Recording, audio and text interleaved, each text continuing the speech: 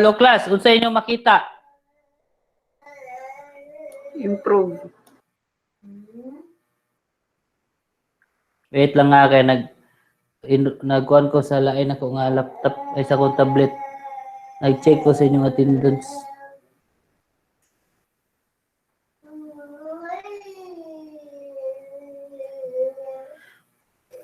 Okay, so let's start.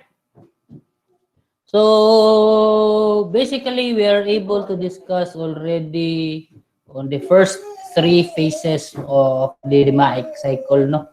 Number one, we were able to know how to define a problem. Number two is we were able to know how to measure. And then previous discussion na to, we are able to know how to analyze. So kung ano mo, mga IE man mo, basically all of you knows how to analyze certain data and solutions. So on the improved cycle, we have four basic na flow or four flows for the improved cycle. Number one is the improvement tools. So on the improved cycle, a problem-solving process which describes a wide range of tools and techniques to uncover the real cause of the problem. Next is the validating of the improvement. So katong humana og thesis, you already know how to validate improvement. Number one, pila ang reduction in terms of savings. Number two, reduction in terms of waiting time. So it refers to the process of using statistical analysis to determine if the observed differences between two or more samples are due to random chance or to a true difference in samples. So, ara mo makita if there are basically an improvement. That is why there is a need for validation. Number three is the review on the solution. So, if you're able to validate your causes, validate na nimo ang imuhang improvement.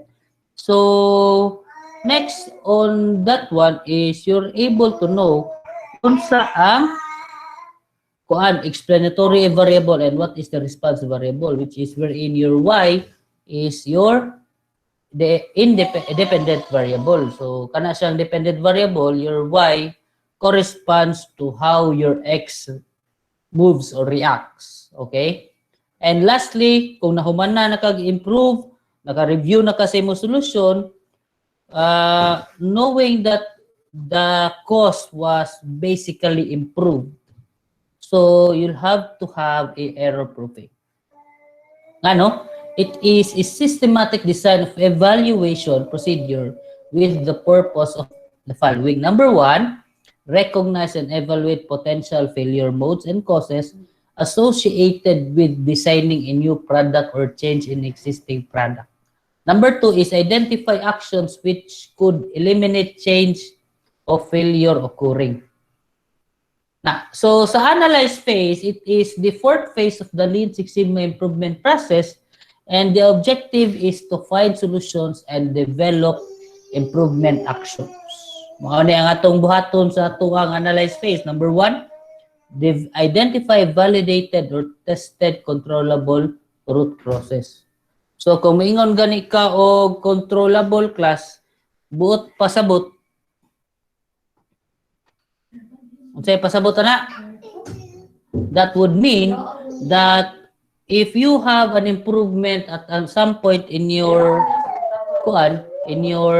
problem, basically if you na kay gusto nga improvement, you can be able to make sure the improvement can be implemented. So dapat kung ang kumpanya ana niya the problem is in the company, so that is the cost should be within the company, wala on the certain supplier. So kung na ang problema na si supplier, bot pasabot ana, that is a non-controllable root cause. So dili ka makasolba og problema nga dili imuha. Okay? 2, generate potential solutions per root cause. Number 3 is evaluate alternative solutions. Number 4 is you choose the best solution wherein you have decision criteria. And then develop an improvement action plan. and perform potential risk assessment and stakeholders analysis. And lastly is to pilot solutions and check effectiveness. Now, so these are the current improvement tools na atong gamiton, no? Number one is brainstorming. Noon kay mo ng brainstorming. Because when you're trying to improve something, you'll have to analyze and then you'll have to write down certain possibilities that requires a maximum level of creativity. So when it comes to brainstorming, there are no limitations as to unsay kaya ninyo ma-improve. Okay? Number two is creativity techniques. So it is a method of generating a long list of ideas wherein kay analogy. So when you say analogy, it identify another but similar analogous situation. Number two is the anti-solution. So brainstorm the opposite of what is to be accomplished. Number three is chain letter. Instead of a meeting, generate and pass ideas around via memo or email. And number four is a billboard. So instead of meeting, gather ideas from the public. Now, the third improvement tools is this tree diagram. So it is a technique for searching the measure to solve a problem by arranging the relation among objectives and their measures of a problem in the form of a tree on and by examining them systematically. So, naanan mo ani sa inyuhang OR wherein you have a tree diagram analysis. So, as you can see also in our IA-ELEC or supply chain management na class, natay katong tree diagram in decision making wherein which would be the least cost when it comes to your operations. So, nasa tayo, fourth is a matrix diagram. So, when you say a matrix diagram, this is an example.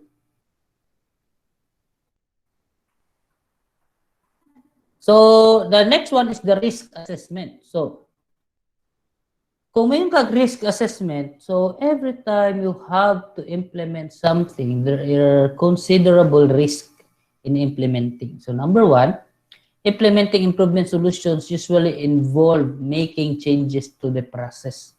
So kung mayon kag naa kay usbon sa process, there are risks gyud nga makuan. So kana nga changes may result in unexpected problems or side effects to the process involved or to the extended processes.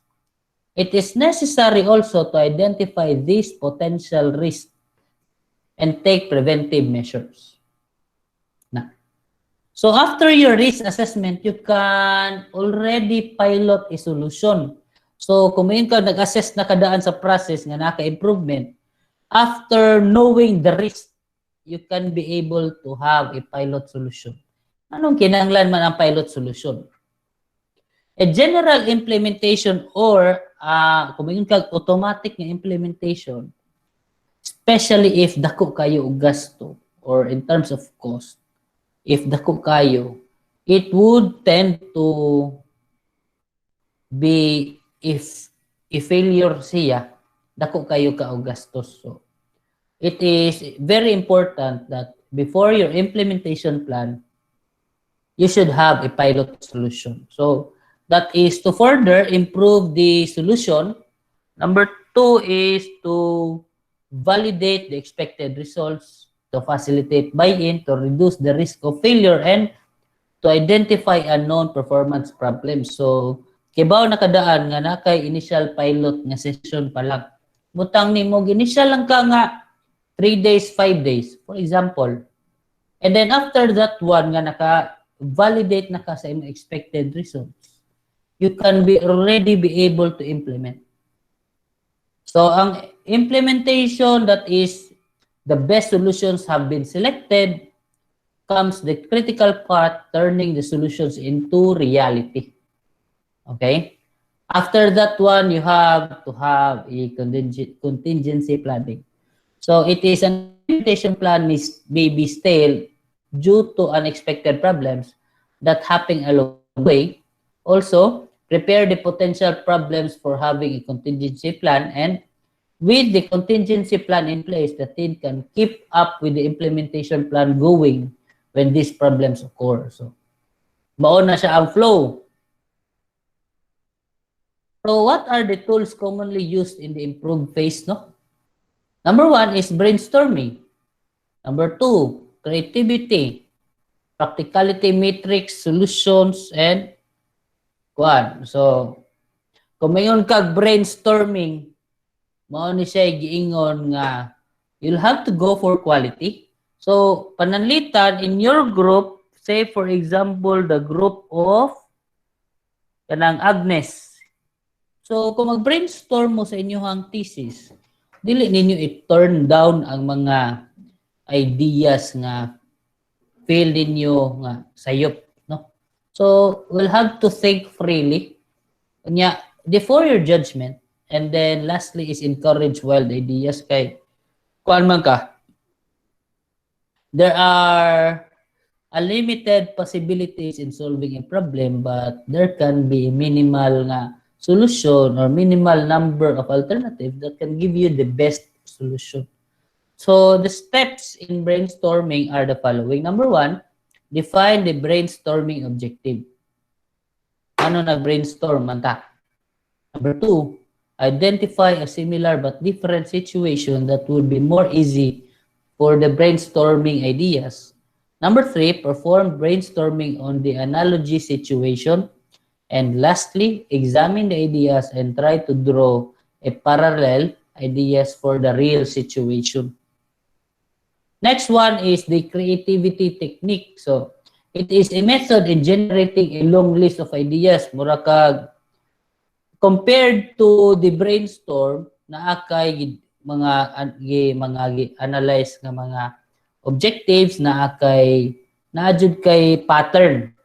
So in terms of creativity technique, mingon sad ka, there are 4 sad ka examples sa creativity technique, no? So number 1 is may kag analogy. Number 2, anti-solution, maguna-una ka nga di masulbad ang problema nga mosamot siya. And then at the back of your hand, basically, you'll be able to know nga mao din inani. Letter C is a chain letter and letter D is a billboard. Okay? So, for the rest of the group, kinsa kanang there are 6 thinking hats of Debono. So, ari nimo makita og unsa ka kaklase nga tawo nga how do you think of all the data nga available ba, or how do you look yourself? So, say for example, manawag ko be, Rola. What's the color of kuan? You have, if you, this is how you think. So your color describes how you think. O Rola. Hello, Rola. Madungog ra ko? Yes, sir. O Rola, unsa imuhang, if you try to think unsa ka nga klase nga tawo magunahon na thinking or choose a color of the hat nga imo gikuan. Ikaw Zos be kay matubag man ni Zos, Rola di man. Zos. Yes, sir. Unsa man ka nga klase sa kuan? How do you think? Red, white, black, yellow, green, or blue? Paan?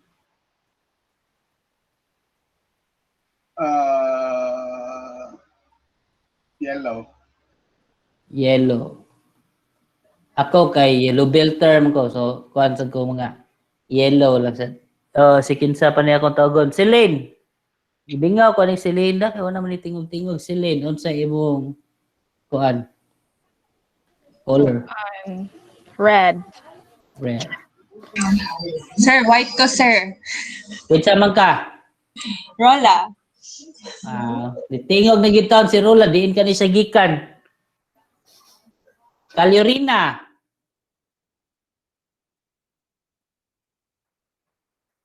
Blue, sir. Blue. White. Ay, Ah? blue, sir, bro. Sige, sir. Oh. Blue, sir. Oh, sige. Si Sia. Black, sir. Black. Mag-black belter din ni si Sia. Sunod kay si Joe. Good evening, sir. Yellow, sir. Yellow. So, there are different explanations on unsa ka na kuano how you think, no? So, it is described by the color you choose. So, ato ipakita ang kuan ninyo, ang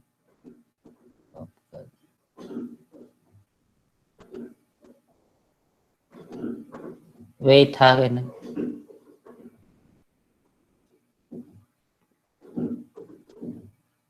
I'll try to present a video on Dibono. Maklaro ra? Madungog ra ninyo? Wala. Ay, Yes, sir. Wala, sir. Hi, in this video you will learn about the 6 Thinking Hats approach to creative thinking. The 6 Thinking Hats is a system designed by Edward de Bono as an approach to promote creative thinking. It is a tool used to enhance real thinking to make the process more productive and focused. The 6 Thinking Hats separates thinking into 6 different roles, each role identified with a color symbolic thinking hat. This approach helps to redirect thoughts by mentally switching from one hat to the other.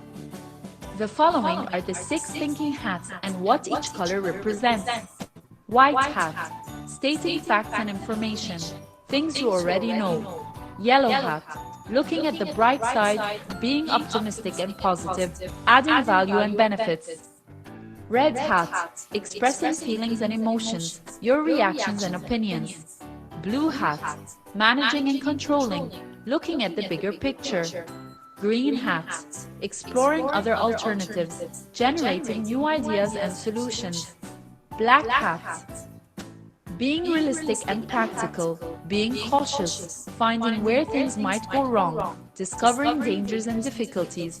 Black hat is usually called the devil's voice. The above 6 hats, when combined together, allows your mind to think clearly and objectively. For example, you can start by grabbing the blue hat, asking yourself questions such as, what is our goal? Are the 6 guidelines observed clearly? What is the subject addressed? This helps you get an overall view of your problem. Next, you can grab the red hat, expressing what you feel towards the problem, and asking yourself who might be affected from this problem. Then you can grab yellow and later green hat to invent new concepts and solutions. Finally, you can switch between the white and black hat in order to validate your solution by using information that you already know. Start training your mind to switch directions from one hat to another to solve problems efficiently, effectively bringing out benefits too.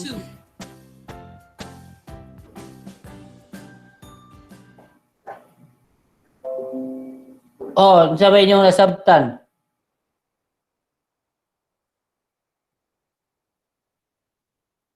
Do. mo switch og hat para efficient imong solution. Aren't you tired of Unsa to? Di, mag-present kog lain.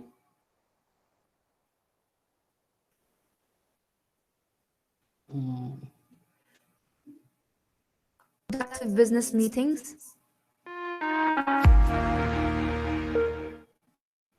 Aren't you tired of unproductive business meetings? If you want to get better outcomes from your business meetings, then stay tuned. I'll show you a technique called the 6 Thinking Hats. For a better understanding, I will be explaining this technique step by step with an exercise. What are 6 Thinking Hats? The 6 Thinking Hats is a technique created by Edward de Bono to have group discussions and to promote a more effective decision-making. Why 6 Thinking Hats? The human brain is used to think in a one-sided way. The power of the ego can lead to disastrous meetings, and the members often fail to come to an agreement. The six thinking hats technique challenges the participants to think in six distinct directions or roles. These roles are represented by six colored thinking hats. First, let's see what these six thinking roles and the colored hats are, and then I will explain how to use them effectively. The blue hat used to manage and control the six thinking processes. It defines the next steps and any action plans. The white hat calls for information known or needed. The facts. Just the facts. The red hat is used to express emotions and feelings and to share fears, likes, dislikes, loves, and hates. The yellow hat symbolizes brightness and optimism. It's for thinking of advantages, chances, and opportunities. The black hat represents criticism and judgment, spotting out the difficulties and risks. The green hat focuses on creativity, finding alternative solutions and new ideas. When do I use the six thinking hats? This technique can be used in all meetings where an agreement is needed, where all sides of an issue needs to be addressed, where problems need to be solved, and where new ideas are required. Who should participate in a six thinking hats meeting? Those who have enough experience to contribute to the goal of the meeting. Those who value continuous improvement processes and are ready to invest time into it. And those who understand the six thinking hats technique. How do I use the six thinking hat technique? It always begins and ends with the blue hat. The sequences of the hats depend on the goal of the meeting. To give a few examples, if finding new ideas is the goal, then green hat for creativity should be used before the yellow hat for optimism and black hat for judgment. First, you find the idea and then you evaluate it. If evaluating an idea or a situation is the goal, then yellow and black hat should be used before the green hat. The yellow and the black hat will evaluate the idea, and The Six Thinking Hats concept was developed by Dr. Edward de Bono. Naklik na ko, sorry. if you haven't watched that video, using six thinking hats to see how it works in a real-life situation. The goal of the exercise will be to evaluate an idea.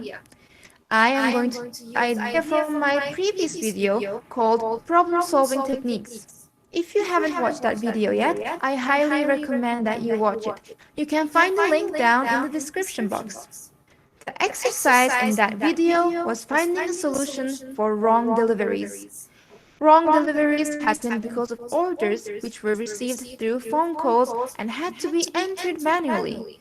Some of these manually entered orders were entered wrong. The idea in a solution was to forbid orders through phone calls. In our exercise, we will be evaluating this idea using the six thinking hats. Blue hat starts with explaining the goal of the meeting. Then everyone uses the white hat to give facts. For example, we receive 80% of all orders online and 20% by phone call. If we implement the idea, 90% of the customers will switch over to online ordering and 10% will stop working with us. And finally, Finance Department says that there will be 2% loss in sales from the total order, which is equivalent to $50,000. After that, everyone will be using the yellow hat for optimistic thinking and express the benefits of the idea. We would save 2 hours a day when we don't enter orders manually anymore. We would speed up regular system updates by 40%. We would receive less customer complaints, which were caused by wrong deliveries. Customer satisfaction will increase. We will save approximately $60,000 from returns and chargebacks. In the Black Hat session, everyone will express the risks when implementing the idea. We will lose some of our loyal customers just because they don't understand how to order online. When we forbid orders through phone calls, then we need more communication budget to explain the decision to our customers. The Black Hat is maybe the most powerful and important of all the hats. Spotting out the risks of an idea can play a crucial role for its success. The Green Hat will now find creative ideas to solve the risks that were mentioned in the Black Hat session. We will lose $50,000 in sales but save $60,000 of returns and chargebacks. That means we save $10,000, which can be used for the additional communication budget. We can create an online tutorial on how to order online, which will help us manage these customers to switch over to online ordering. The group thinking found ideas to solve risks. The Blue Hat summarizes the discussions and leads further for an action plan. The idea can now be implemented. As we could see in this exercise, the 6 thinking hats technique helped address different perspectives of an issue, found ideas, and finally came to a mutual agreement. If the 6 thinking hat technique is done right, it can save enormous time in meetings. There are other techniques that help make decisions more effective. In my next video, I will explain about these techniques using an exercise. Hello. Klaro ra? Nagasabot ra? Oh, gamay. Grabe yun. So, Ari. Mao na ang kuan kamo class. Usahay man good ka na mag-brainstorm mo no nya. Inani siya maghunahuna o inani siya the way yang pagkuan ba. Inani iyang mag-analyze mo, brainstorm ka kuan inani yan tinbagan. So it usa na siya kakasi sa kanang debono nga thinking hat. Gets? Kagets wala. Gets. So kung magunaw na siya nga di naniho na gina. So wait ha. Okay, so when you think of the blue hat, it speaks of a process. Kung mayon ka white hat, mo na kung makabantay siguro mo, daw ka na bitaw mag-panel defense, no? Ang una na mong pangutano na is what are the facts or what are the data that you are presenting? Ne?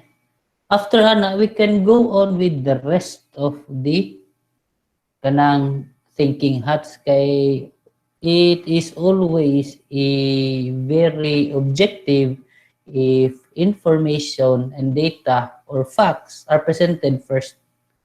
Mo na siya una pangitaon. And the rest yun mo follow through na siya. Okay? So kinsa man to ang kuan, yellow hat ang imong ginauna mga benepisyo ra pagka nag-analyze. Kinsa tong blue, you think of the process. And then wala may white ninyo no. So wala no one in the group is thinking of facts. Kuan mo more on the cautions, benefits, the process, and kung mayon kag naay magsuko-suko man siya feelings. So this is an example of a mind map, no? So example lang ni siya kay inani man ang pag mind map. So this is also a one tool compared to the brainstorming. So pwede ka actually mag mind map, no?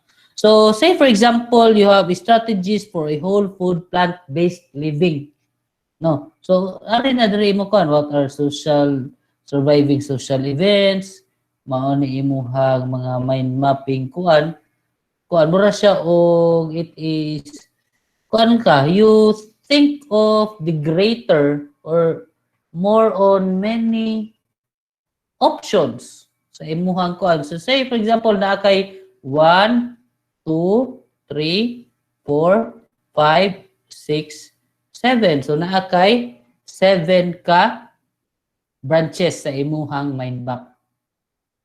Which would tell you or mag-analyze ka ang tendency magud ani daghan kay kag makita. After knowing all of this nga mga suggestion based on your mind mapping, makabuhat na din ka og kanang list or maingkag, say for example, a check sheet on the results of your mind mapping. Next is the tree diagram. So as far as I know, everyone knows how to have a tree diagram. It is a technique for searching the measures to solve a problem by arranging relations among objectives. Example. So a cause and effect to tree diagram transition process. So number one, if na kay problem, there are your causes. What is the root cause for each causes and what could be the potential corrective action? This is an example. So you fought too much. So family quarrels during vacation. During vacation, mag-away gyud mo. Ano man gyud? The three causes are ang usa na sakit. Number two, ipangkapoy. And then, disagreed on which activities to do. So, kung maglaag mo, moingon din mo, kani akong gusto, kani akong gusto, kani akong gusto. So, these are the causes. So, the root cause for the reasons kanong nasakit si spouse, wala siya ma-immunize and drug-contaminated water. So, kung ingon kag wala ko ma-immunize, unsay best or what could be the improvement action for that one? You get immunized. Number two, kung ingon kag drink contaminated water, the other spouse calls health agency, checks the safety of the area.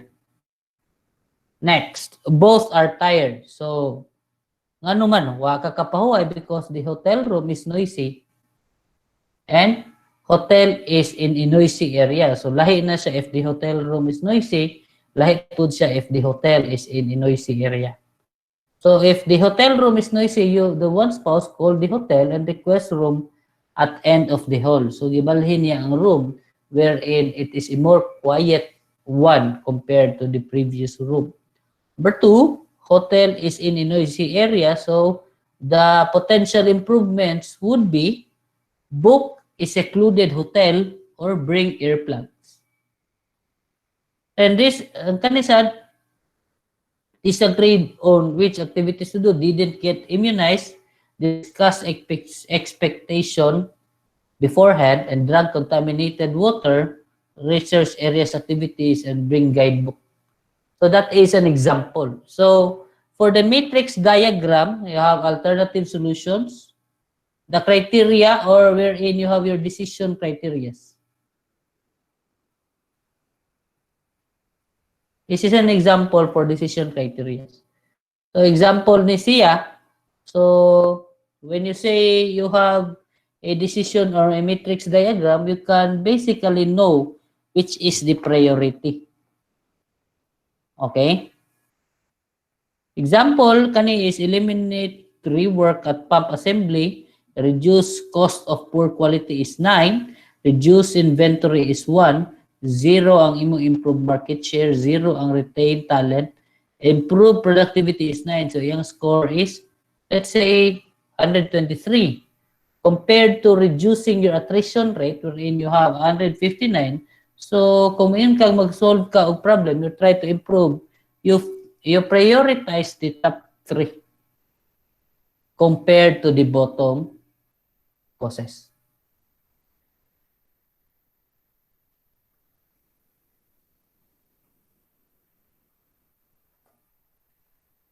So, potential risk assessment.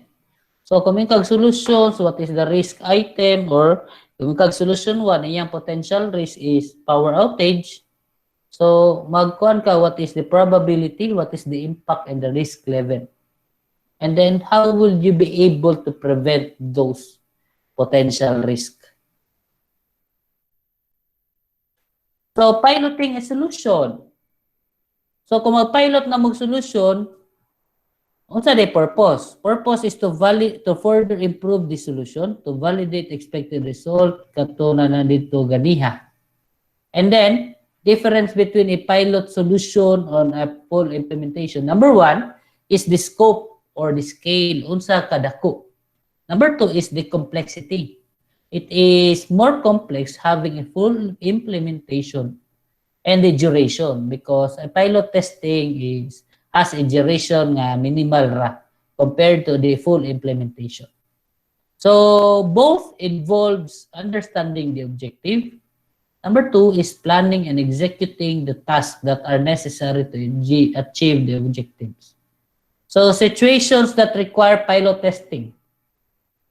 So number 1, a lot of unknown factors causing high risk of failure. Implementing the change is costly. Number 3, the scope of change is very large. And number 4, the change could have far-reaching and unforeseen consequences.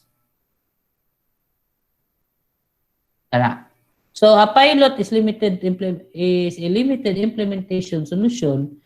Dili sa dingnon nga tanan solutions ninyo no kay inyo sa pilot test. There are certain rason nga mga implementation nga kinahanglan sa nimo i-pilot, but not all.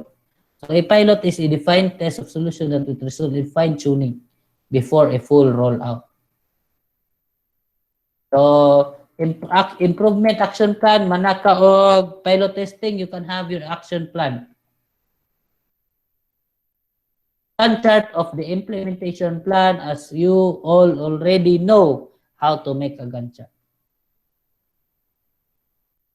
After, you'll have to have your contingency plan. Step 1, for each solution implementation plan, review the task and subtask involved, identify threats or potential problems that may occur along the way, and find out what can be done to prevent those potential problems from occurring and how to deal with them if they occur. So, ba naman mo Pukayoki? So, what are the different types of Pukayoki? Number 1 is a processing error.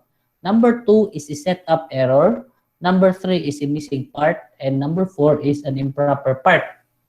So, the level of error proofings are 3. Number 1, prevent errors from happening. Mo na imuhang error level 1. Level 2, na-detect nimo ang error after it has occurred.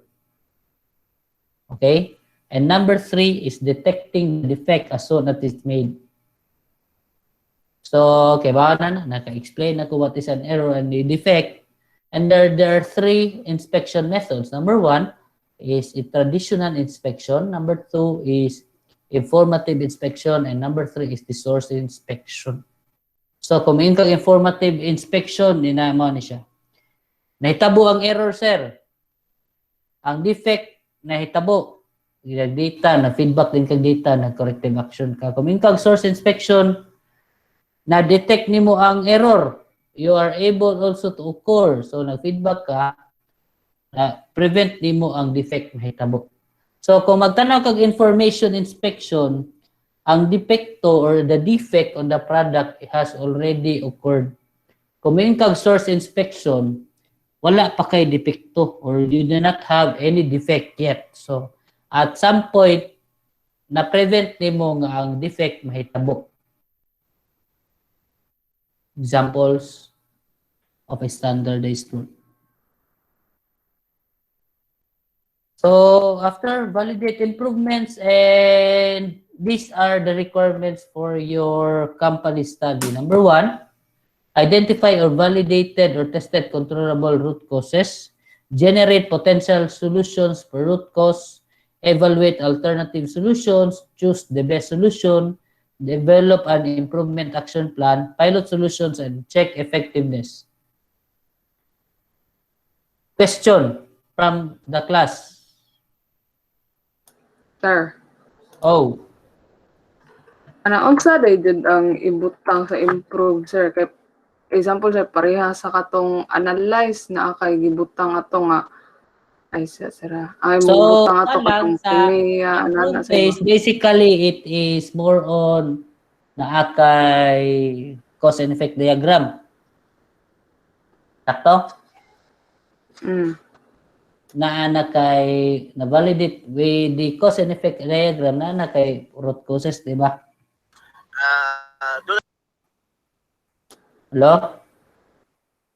So, if na Yes, kay sir. root causes, maka-create na kag alternative. Maura man na siya. I will not require the group to have or kanang gitawag nato bitaw nga kuan